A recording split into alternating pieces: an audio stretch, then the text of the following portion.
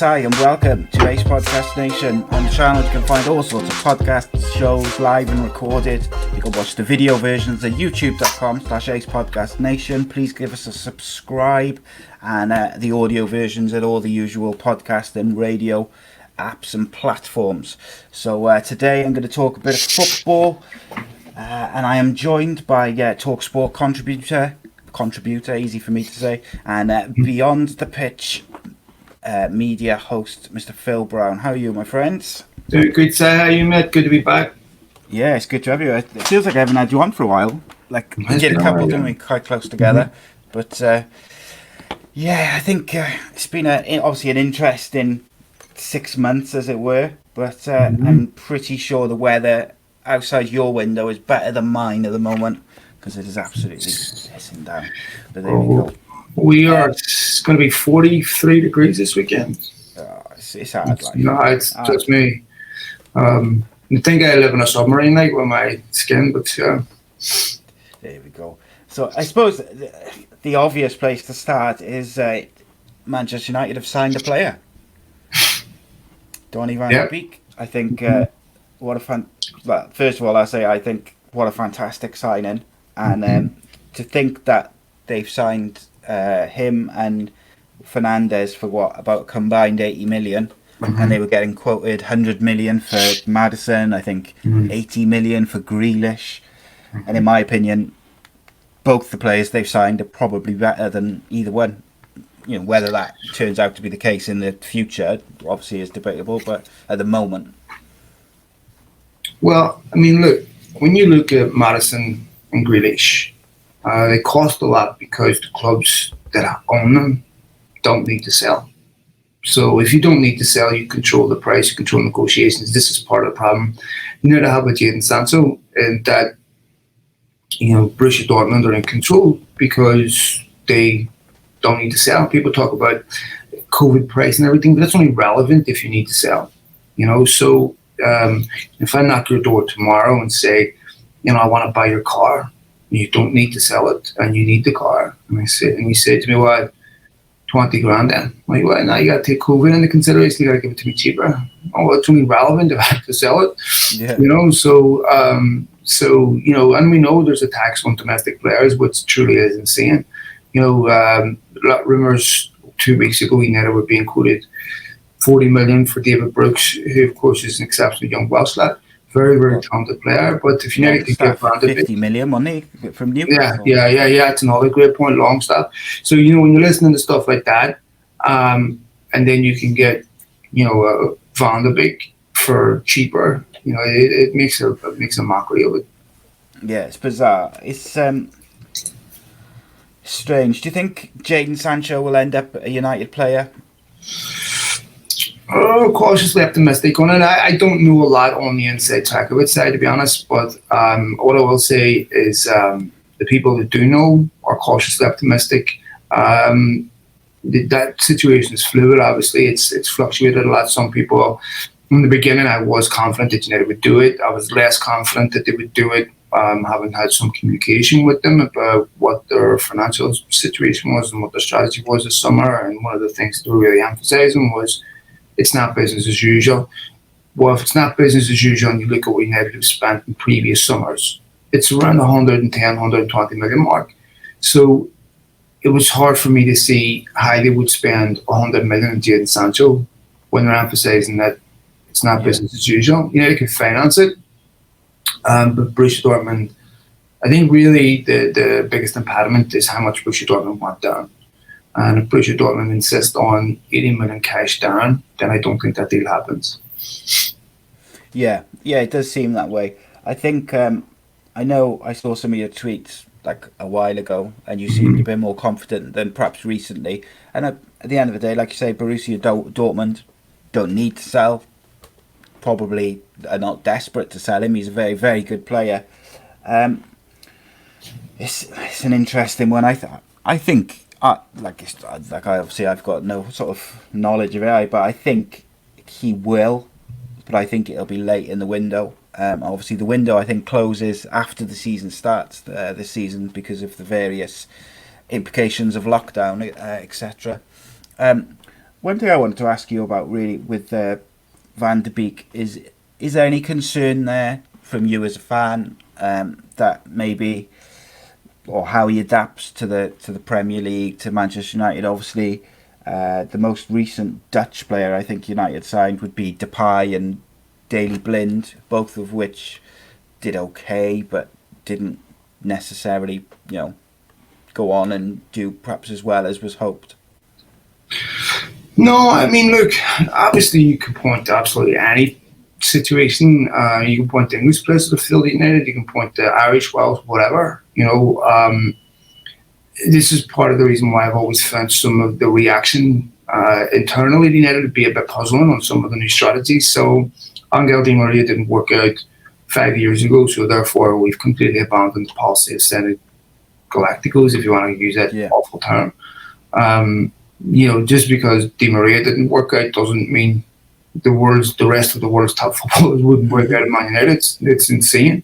But what I will say is that what we're seeing at United has been starting to see the last 12 months. They've still got work to do this summer. If they don't bring in another 2 players, then it would be a very, very disappointing window. But what I will say is what they are signing seems to be as a result of a much more sensible strategy. That is a much more sensible process of elimination, where they are signing players that are suited to how United want to play. To now they have an identity again, where under Mourinho it was really difficult to define what United were. Under Van Gaal it was really difficult to define what United were.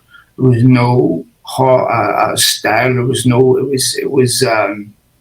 They had players that weren't suited to how Mourinho wanted to play. They weren't really going to give Mourinho the money to bring in all of his own players that he was going to need to play the way Mourinho wanted to play. They started to lose faith in that. When about the second season, when they were being chasing parasites and everything, they just felt, once you go down this road with Mourinho, you go all the way, and then once he leaves after 3 years or whatever, you have to have revolution again, because the next manager comes in won't be able to replicate what Mourinho did with those players. We saw this at Milan, we saw this at Real Madrid. So I just think United didn't want to do that.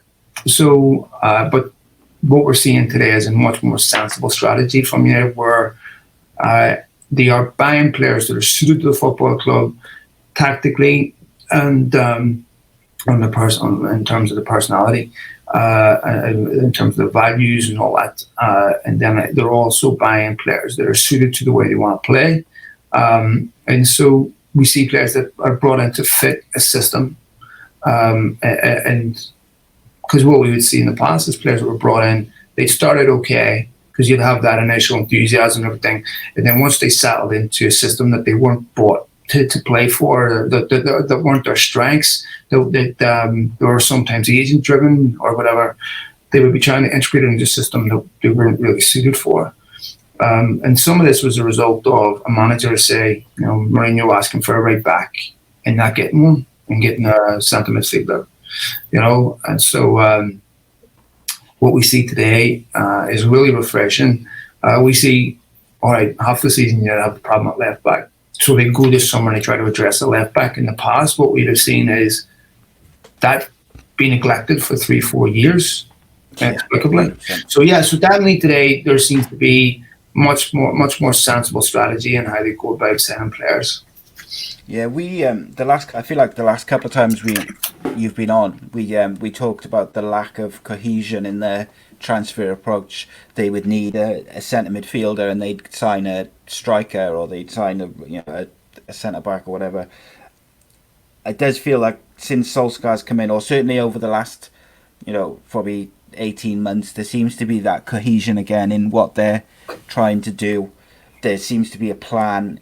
They seem to be looking at young players who have got a sell-on value, if you like. I kind of hate that side of it. I'd rather clubs, whoever they are, look at players who they need and they want, rather than, oh well, he could do well for us for a couple of years and then we can sell him for more than what we paid for him. But I understand that it's there's a business side to everything as well. How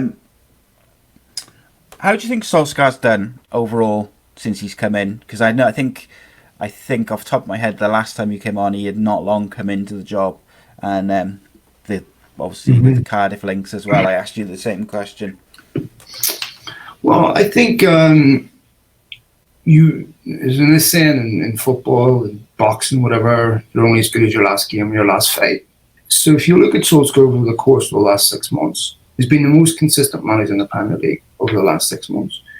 Once he's been given the tools to do the job, he's improved in it. What happened last summer, and he might have to take some of the blame because he's the manager and you take responsibility for this, but they went into the season completely unprepared for the season, personnel-wise.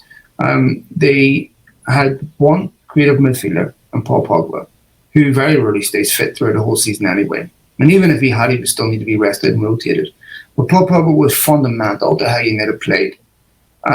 So it was inexplicable that they let Ander Herrera move without sending a replacement. This is, of course, on top of what letting Fellaini go before that and not replacing these players. And so they were completely unprepared. That's a failure of recruitment. And even in January side, they left it too long to send Fernandes. Fernandes should have been sent 6 months before. Then they get him at the very end of the window in January. And they scrape, even after signing him, to finish in the top four, United needed to be the most consistent team in the league, which looked utterly impossible. I've said this many times, but when United signed Fernandes, they were closer to the bottom three on points than what they were in the top three. So they bring in Fernandes. Crazy. And Solskjaer performs a miracle and gets him into the top four. And but even if they'd have sent Fernandes 2 weeks before that, maybe they wouldn't have had to go to the last week of the season to get that. I'm sure they'd have picked up a point somewhere else.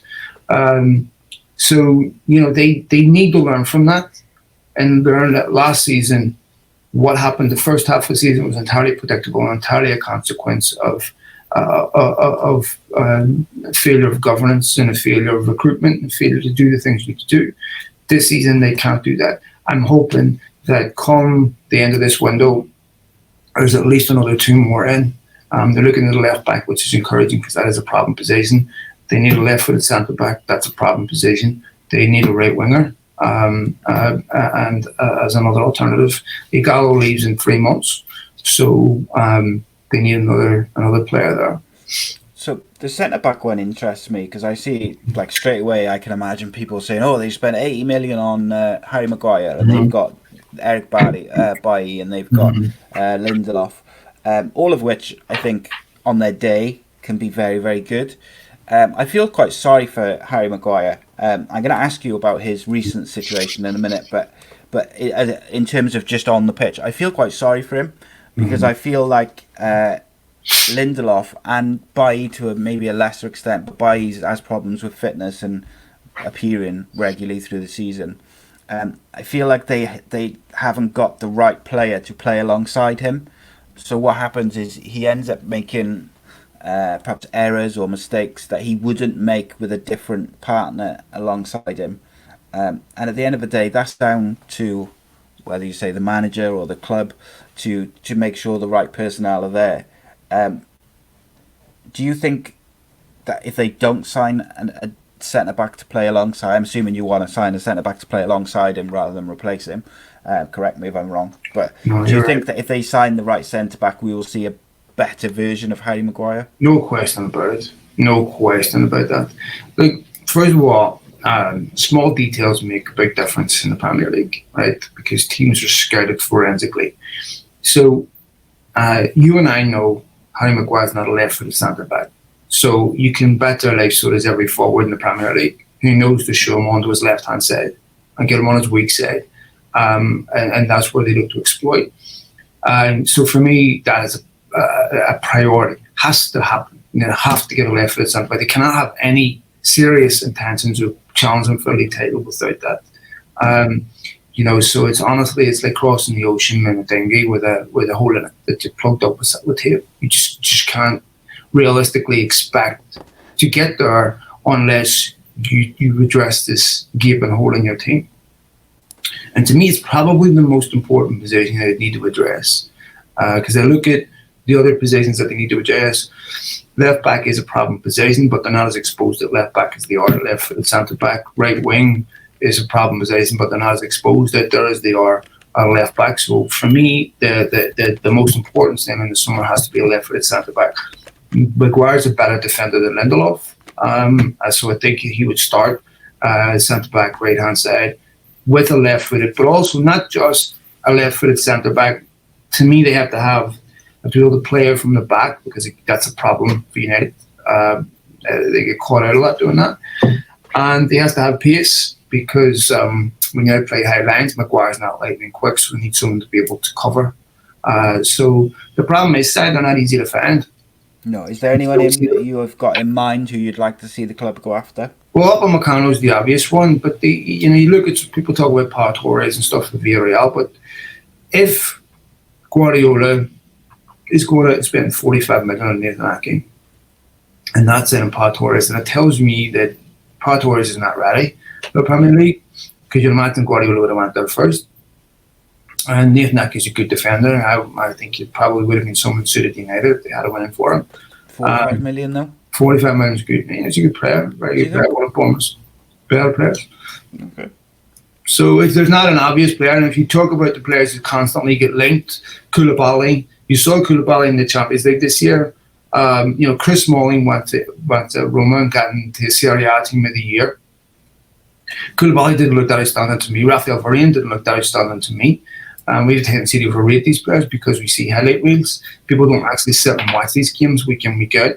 And it's very, very hard to do. I had Franz Hoek on my podcast a couple of days ago. He, of course, was United coach at Barcelona, coach at Bayern Munich, coach at Ajax, coach at the Dutch national team. Johan Cruyff brought him to Ajax. Cruyff brought him to Barcelona. This guy knows his football, right? Oh, yeah. So we were talking about this even when they were at Bayern Munich. And they were struggling for ball playing centre backs at Bayern Munich. So what they did was they brought Ribéry and Robin from the wings, brought them deep, and would ask the keeper to tip over the first line of defence to the wide players and start the attacks from there. We were saying at United, because with Jones and Smalling were ball playing centre backs, they had to do that with Fellaini, where he was United's first start of attack, where they play him deep in midfield, knock the ball up to him, take the ball, and start attacks. So there's other ways of playing out in the back, but I think United have also have an interesting situation, the goalkeeping situation with Henderson and De Gea, because that's also going to be very important about getting a solid back four. I think De Gea will start as a number one, but certainly won't get, if he makes the mistakes that he made last season, he won't stay in the team. Do you think De Gea, I'm going to ask you about Chris Smalling now in just a second, but I'll tell you what, very quickly, do you think, would you be tempted, if the money is limited for this summer, to give Chris Smalling another go if it meant signing Jadon Sancho and then just having the two players come in?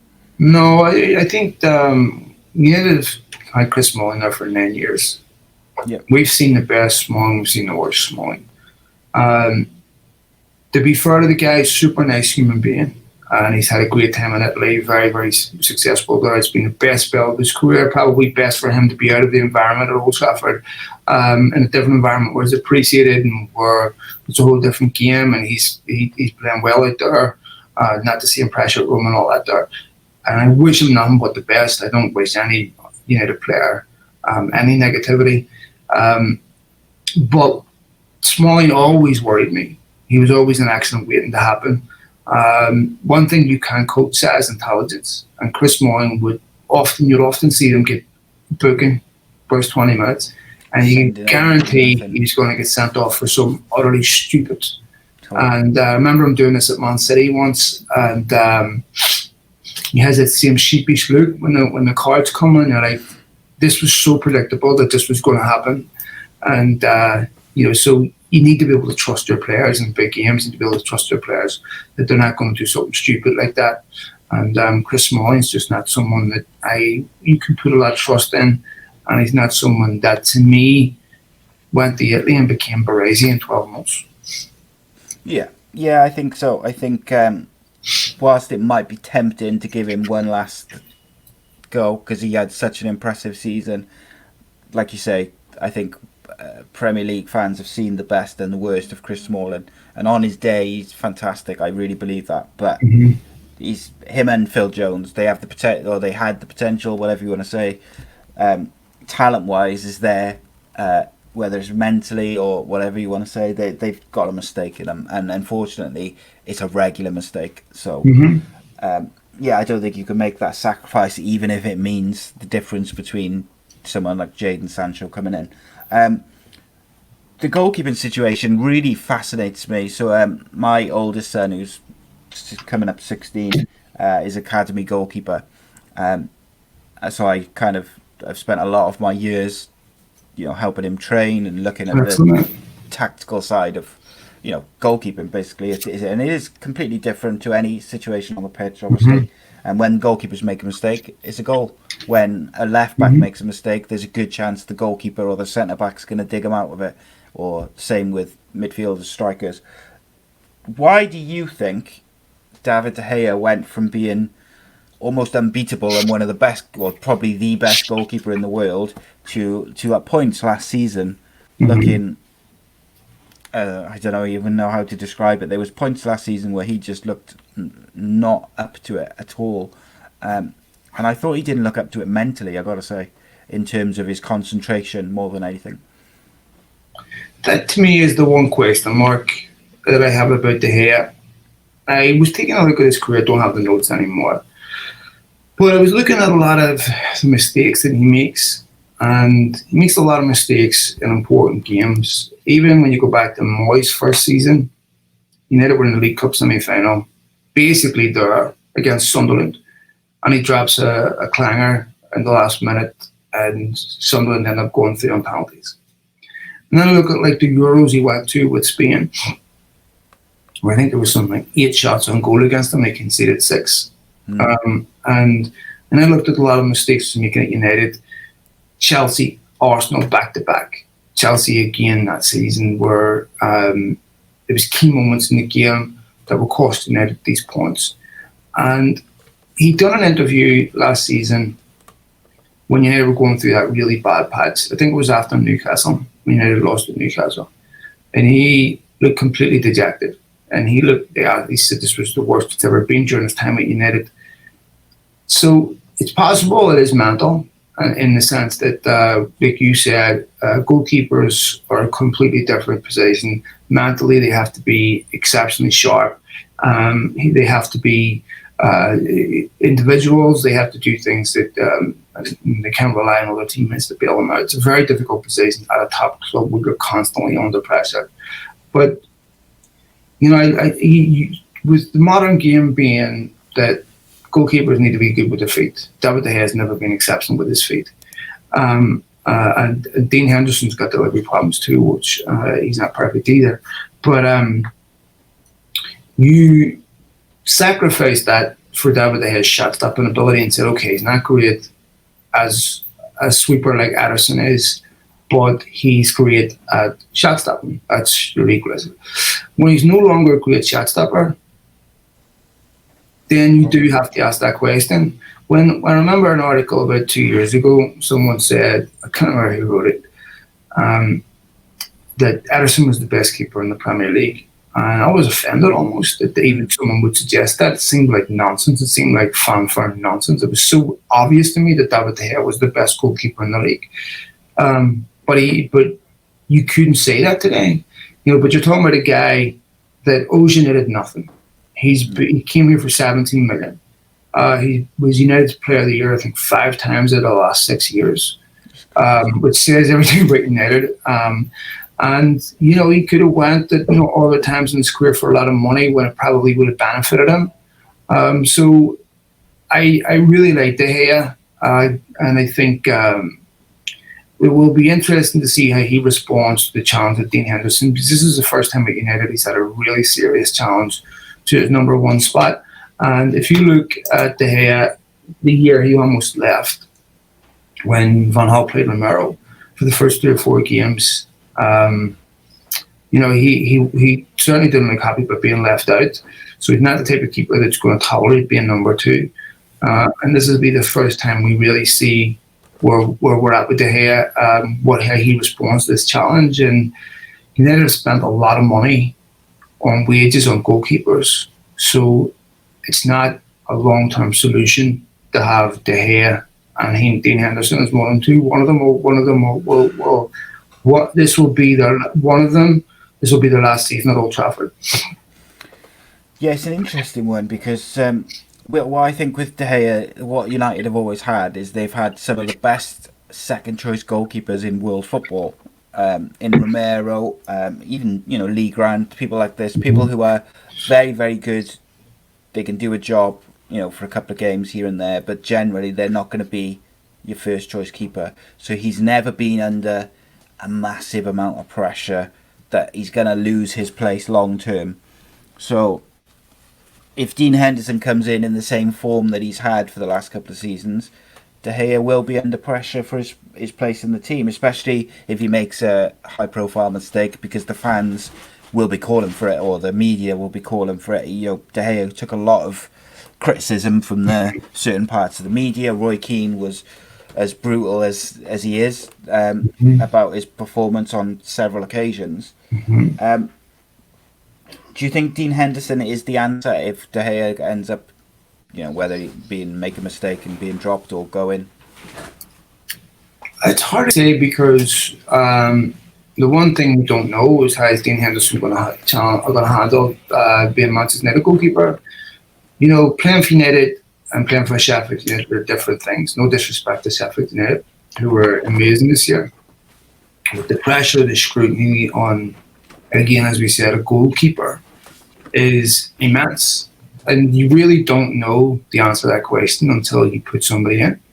And how do you deal with the pressure of having to win every week?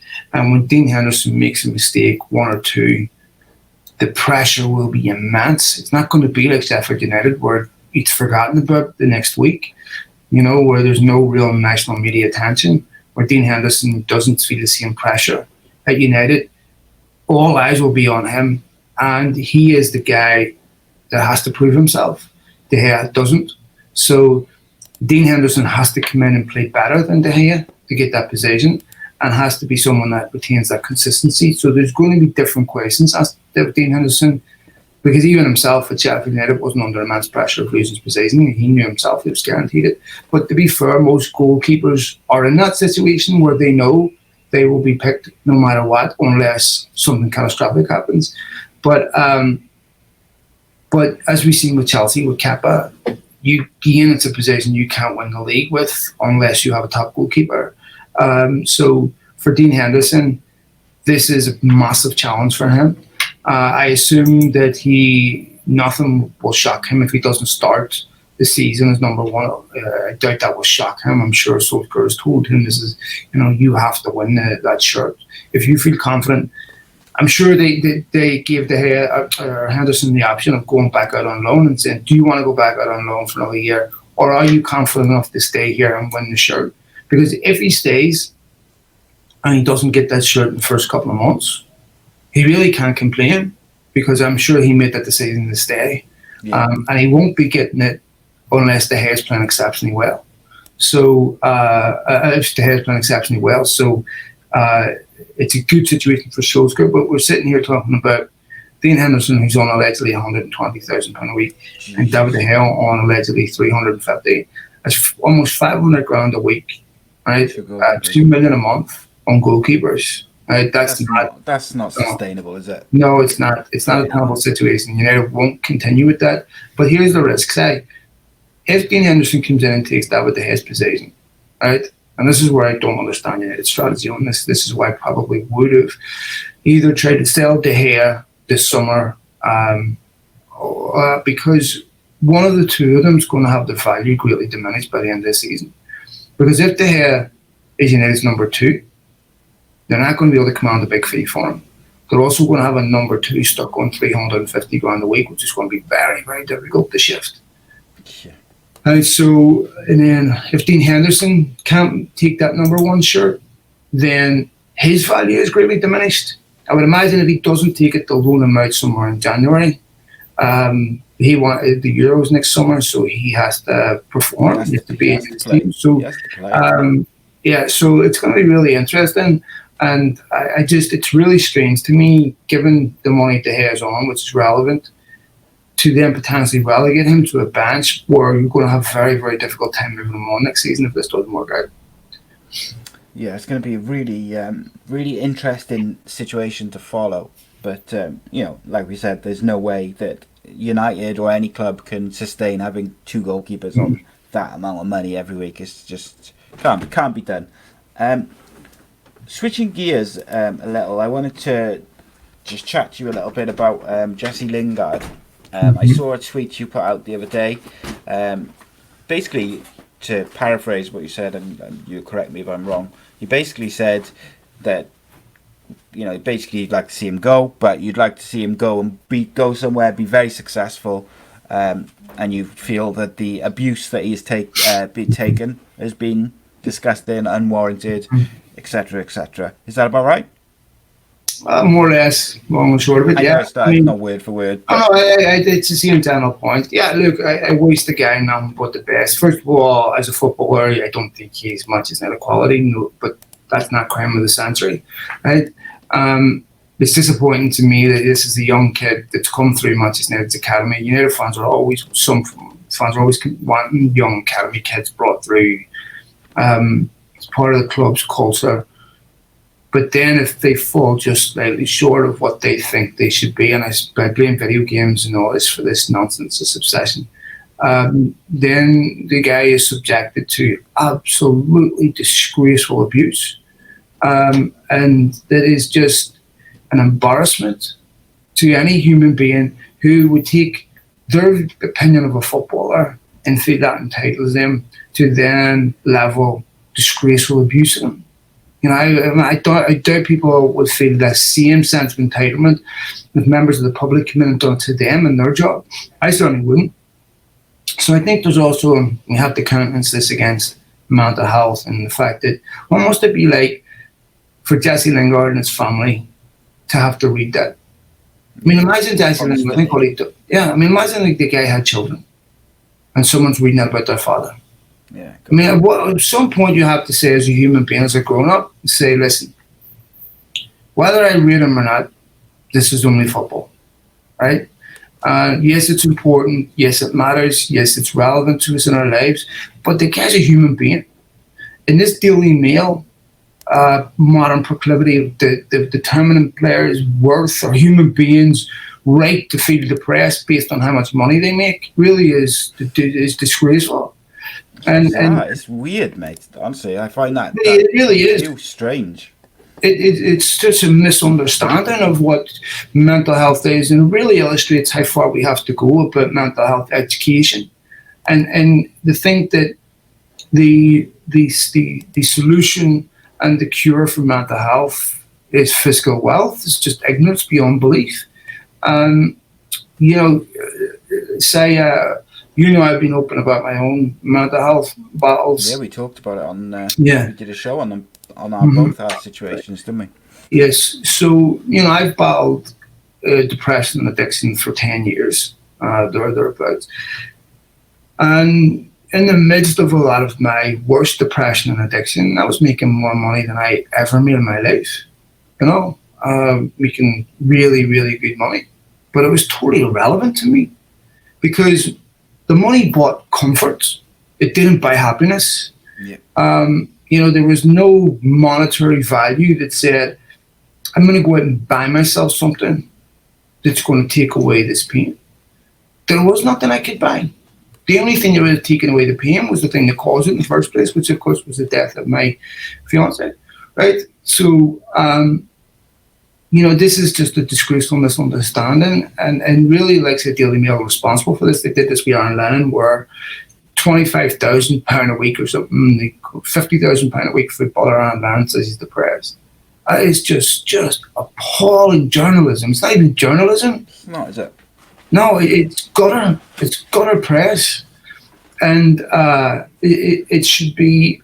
But sadly, if you look at the comments on there, there's a lot of people justifying that. I was reading the comments. Sorry to interrupt you, mate. I was reading the comments to your tweet, and some people were kind of justifying some of the things that have been said to Jesse Lingard because he's not a good enough footballer, or they don't believe that he's a good enough, to be a professional, or whatever. The responses to the tweet made the point for me.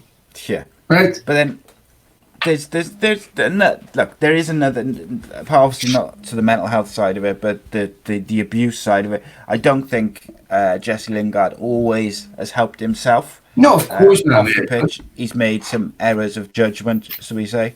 But there's a few players who take similar sorts of abuse, and it's torrential, it's constant, it's torrential. Pogba, Lukaku's took it. Raheem Sterling takes an unbelievable amount of abuse from Liverpool fans still.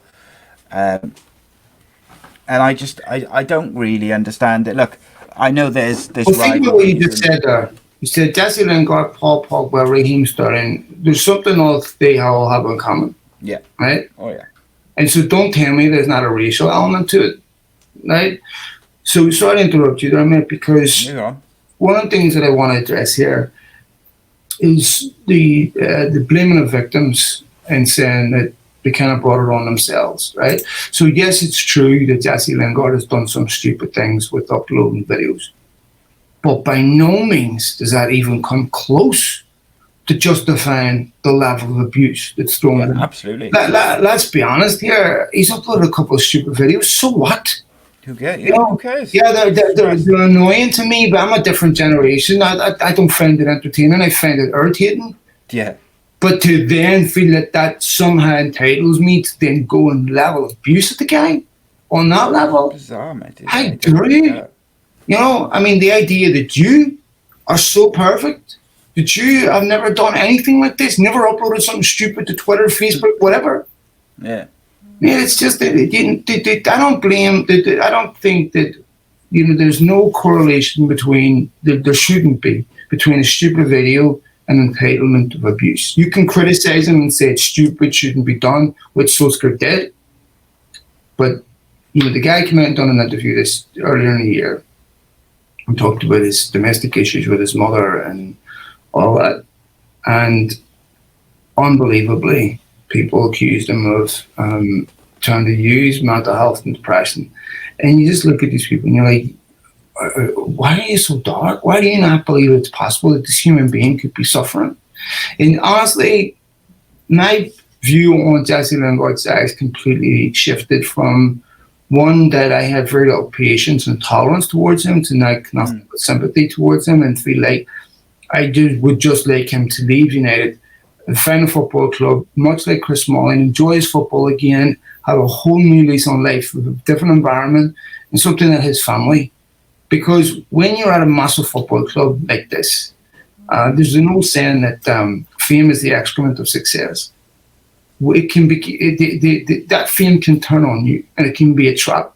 So I'm sure there's days Jesse Lingard wishes he had anonymity, like a regular punter. That fame then turns on you when things are negative, because it amplifies all the worst, and there's no escaping it.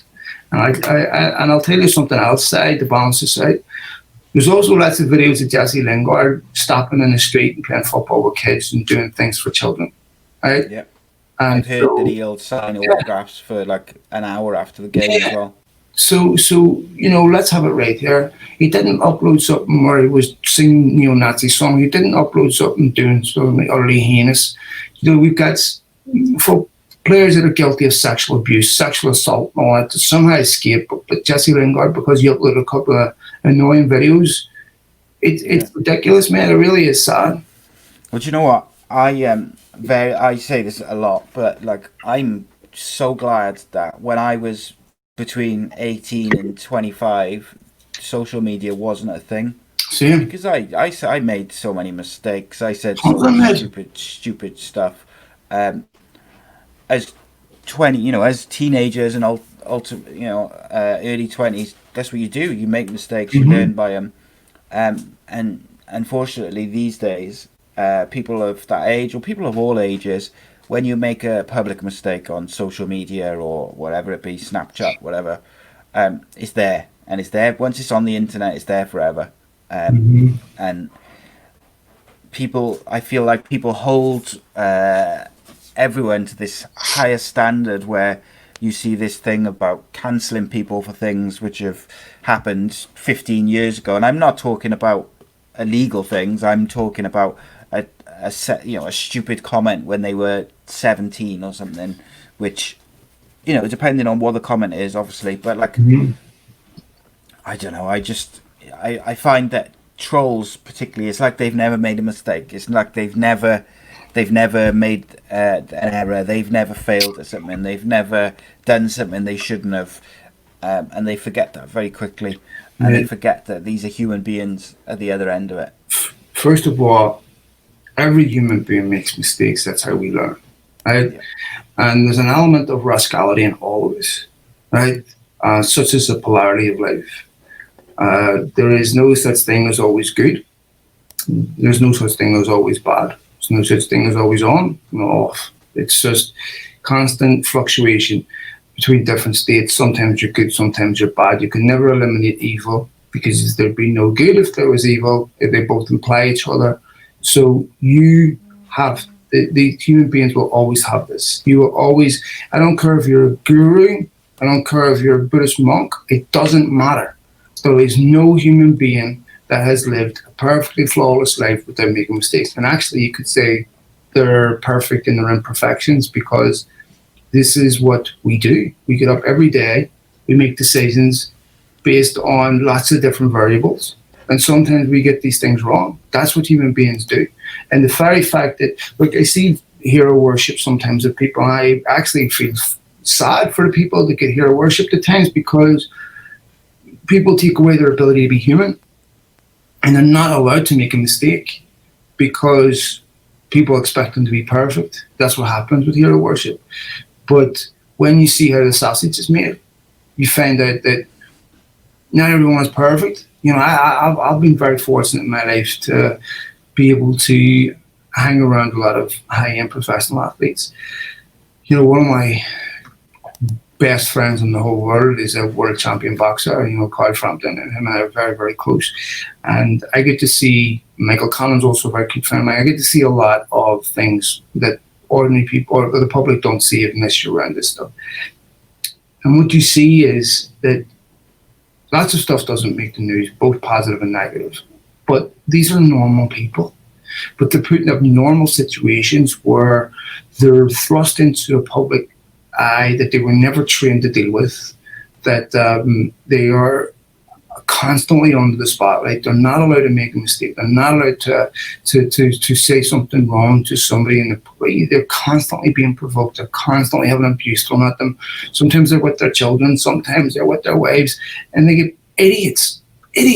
And as soon as they respond, and much like Harry Maguire, as soon as they respond, they're in the wrong. And so this is the trap, and that because they're a story, there's no allowance given for context or anything. And I've learned myself even with Harry Maguire thing, wait till all the facts come out, because you'll always find that they're human beings doing mistakes, but quite often they're subject to the most unbelievable provocation that you couldn't imagine. So, we'll just to finish off, I'd like to talk about Harry Maguire briefly, and then I'd like to just quickly talk to you about your fantastic work with BTP, because you've had some unbelievable guests, mate. Unbelievable. Thanks, but with the Harry Maguire thing, what I find mind-boggling about celebrities generally, particularly footballers, is people seem to forget how irritating it can be if someone screams in your face. Mm-hmm. So imagine that you're out with your friends or your family or your missus, you've had a few drinks, and then a group of lads come up and they are chanting right in your face, and it starts off as a bit, it's jovial, blah, blah, blah, and then when you get fed up of taking pictures or you want to move on, they get nasty and they start getting aggressive, and you might be outnumbered, or they might just be offensive, might be saying things to the people you're with. Any other human being on the planet finds it very difficult not to react in that situation, particularly if you feel in danger or you feel outnumbered, whatever it may be, and there's alcohol involved. But for some reason, people seem to think that footballers or athletes shouldn't feel the same way that you or I would feel, or anybody else would feel in that situation. And I find that really difficult. People could not wait to basically metaphorically hang Harry Maguire once it came out he had been arrested. Of course. Could not wait. They were like, it was almost like they were typing out their reports or their tweets or whatever before you'd even finished listening to the news come out. And I was fairly like held back when I first spoke to Andy about it on the show on the Monday. I kind of said, we'll have to wait and see. But he probably hasn't helped himself. He's put himself in a certain situation. He's the captain of Man United. Should he be doing it? Especially when you consider the COVID aspect of it. But let's see what happened, because there was starting to be a few rumours about, his sister and this and that. And that changes the whole outlook of the whole thing, I think, in my opinion. What did you make of it overall, and just the way it was covered? First of all, I'm glad you asked the way it was covered, because that's a really, really important question. So this comes out, right? Anyone who has ever been away with lads, right, knows that one of the most common things in the world is to get pissed up and have a fight. Right? It happens all the time. Have a sing. Yeah. Happens all the time, right? Doesn't matter where you are in the world. Even here in California, right, in Los Angeles, you go into a bar, it's got, say, a football bar, and it's filled with people, expats, saying, when they're on the beer all day and they're rival football fans, how often does it kick off? Quite often, right? And then the next day, lads waking up and they're like, sorry, right? It happens all the time. Right, yeah. So there's very few of us are immune to being in that situation. But when you add in the other factors of Harry Maguire, first of all, I didn't find anything the police said to be credible. I'm not someone here that uses confirmation bias and says because he's a Manchester United player. I'm very critical of United when it needs to be. In fact, it cost me significantly.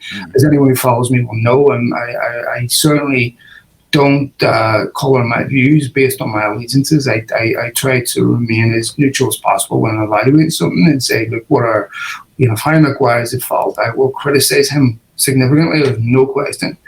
But there has to be a time when he's not Manchester United captain. There has to be a time when he's not a Manchester United player, when he's a human being, right?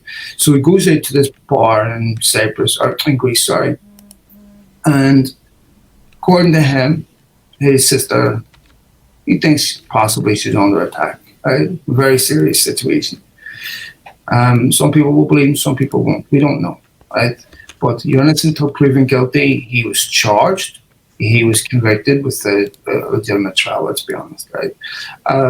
So he does what I would have done in that situation, and almost anyone would have done in that situation. It's your natural instinct to protect your family. Right? Or any loved one or friend or whatever in that situation. I would hope you would.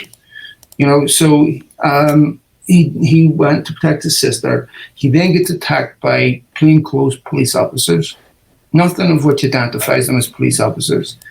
And I don't know about you, but if I'm getting attacked by people in plainclothes claiming to be police and wanting to put me in handcuffs without any form of identification, I think in that situation you are entitled to defend yourself and are entitled to have a certain degree of suspicion. Because if they're not police officers and Harry Maguire willingly went to them in handcuffs, the first thing would be in the press tomorrow is, why didn't he demand identification? Why did he do this? Why did he go so willingly? It's his insanity. So he defended himself, which I don't blame him. And then he did that, and then he gives his version of the story, which conflicts with what was in the media. He's a Manchester United player, so therefore he's massive news. But what we saw before Harry Maguire gave his side of the story was despicable, right? How dare certain journalists pontificate and morally proselytize about Harry Maguire when they're writing for newspapers who have normalized racism and xenophobia of the worst kind, who have amplified this and has resulted in attacks on human beings every single day. Joe Cox, read in our life. No question, as a result of the radicalization from certain newspapers and media outlets that they do this. I dare them. then tell Harry Maguire what he needs to do, what contrition he needs to show, and how he needs to calibrate his moral compass to be forgiven. You have no right to do that. You have big journalists, by the way, who did who was yeah. doing this.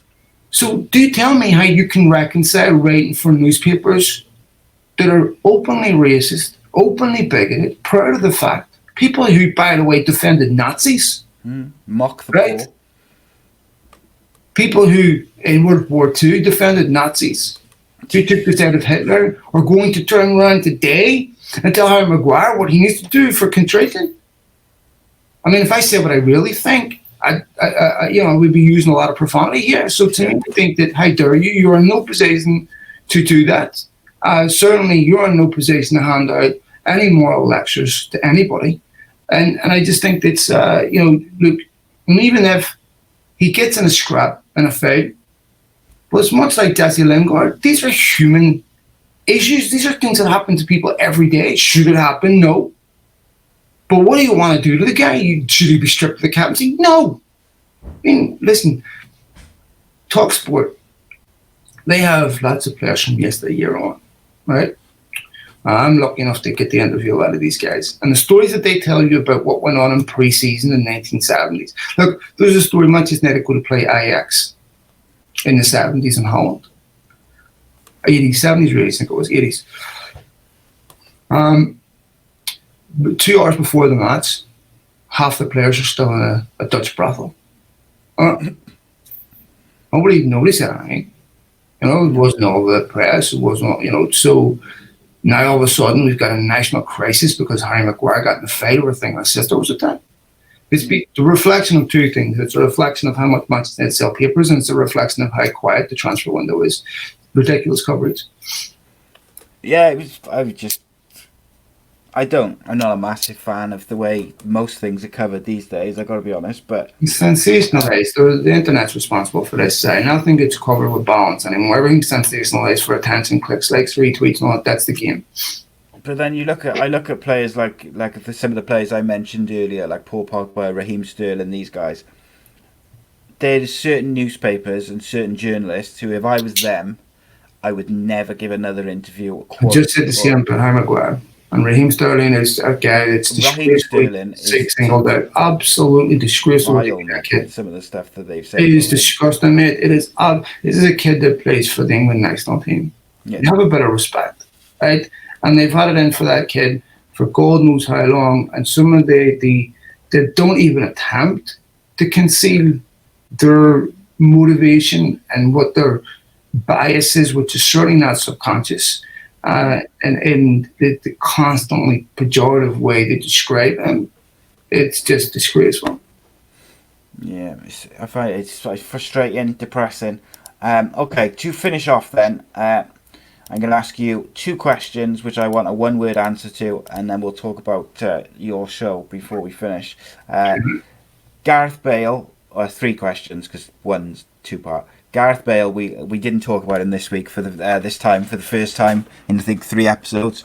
Will he sign for a Premier League club? Maybe. I hope so. Yeah, I do too. Will it be United? No. Would it be not now? Yeah, I think that ship sailed. And the second question is, who will win the Premier League this year? Just on the Gareth Bale one, if I was Spurs, I'd go back in for him. How did he do under Mourinho? Was he there when Mourinho was at Madrid? No, it came after. I think he's still a magnificent player. I saw his interview 2 days ago. I love it when he comes to Wales duty because he says what he thinks. He gives interviews. And this is it's again, the guy that's what he's done for Real Madrid, scored an overhead kick, a goal that every child who kicks a ball dreams of. An overhead kick to win a European Cup final against Liverpool. It was a dream goal. He's done so much for that football club. And yet still the Real Madrid fans. And the media. Because, Florentino Perez's boy and all, it's disgraceful. And so now they're going to get upset at Lionel Messi.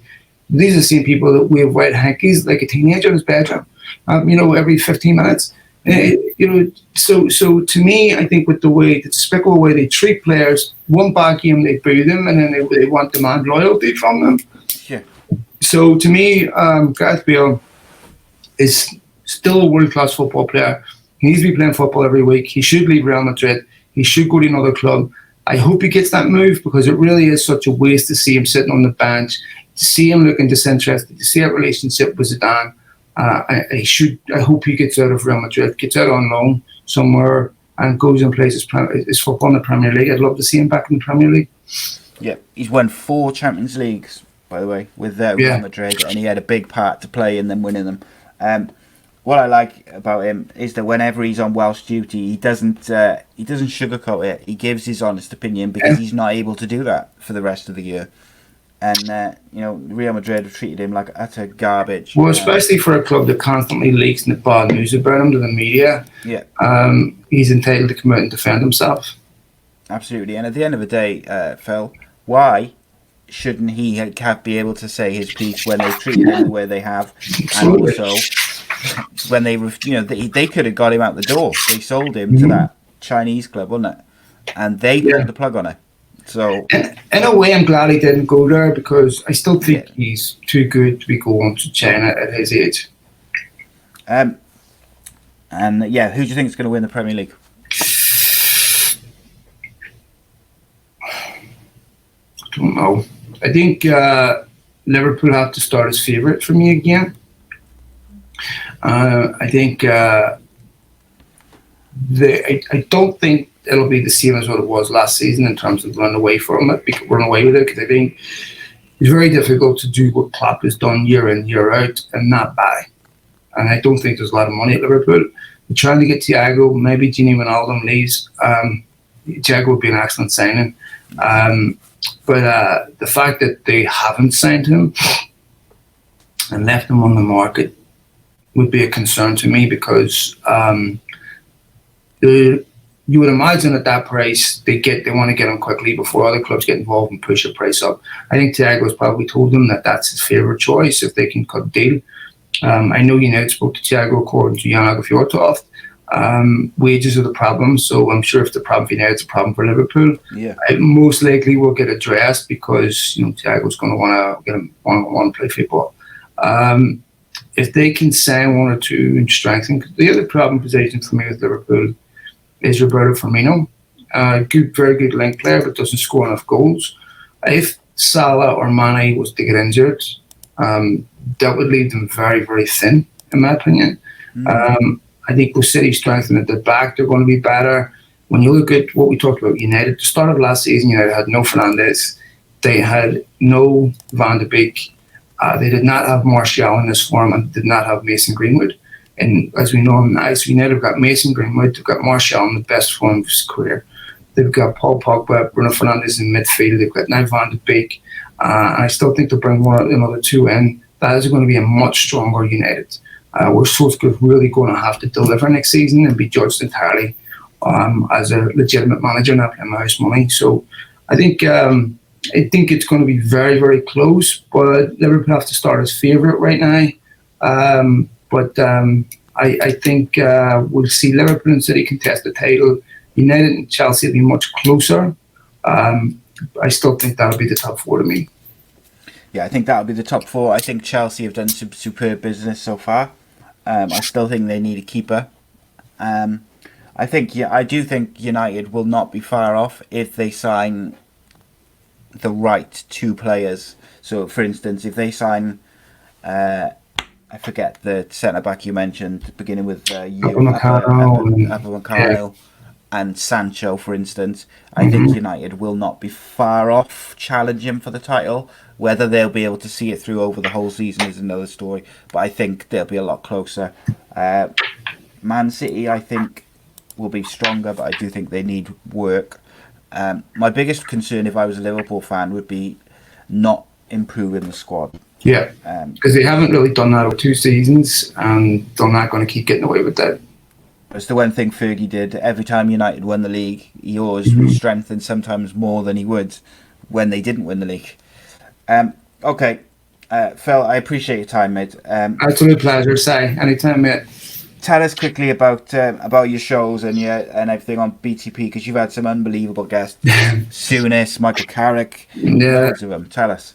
Well, you can catch my podcast at Beyond the Pitch on Twitter. We've been recording for years now. I am quite lucky to have access to a lot of big people in football that come on to my podcast. As you mentioned, Souness, Michael Carrick on, Martin Taylor, Andy Gray, loads of current and ex-footballers. Some people work in show business, actors, among others. So you can find it all on there, and we're constantly getting new content, constantly reaching out to people. We've been broadcasting a long time, so we've got good relationships with a lot of people, and it's just something that I love to do. And we've covered before, I should say, on other shows about mental health. This is something that's very positive for me. It's a positive creative outlet for me. I never did it for any particular egotistical reasons or success, or to get anything back from it other than just an outlet for something that I love, just like most people who start podcasts.